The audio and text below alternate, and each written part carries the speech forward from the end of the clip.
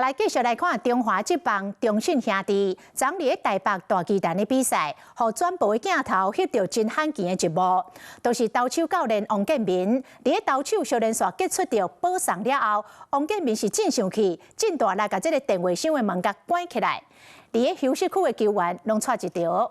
主播甲球評攏講，真少看到王建民有這麼大的情緒反應。才22歲的年紀而已哦。哇，這球投的也不差。哇，這球其實非常接近好球帶哦。中信兄弟將甲通緝賽伫咧台北大巨蛋交手，高球頂黃衫冠軍2-7對人袂着，推出22歲投手羅明祥，不過伊開局尾行先牽出3保送，投手教練王建民嘛掛過靠好球評。當然對中信兄弟來講。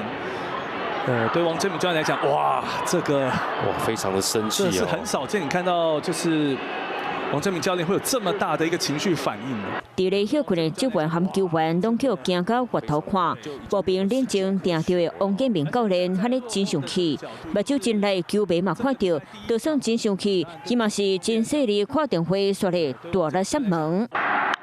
這一棒邱志成打到了中外野方向，中外手後退，應該是掌握住了。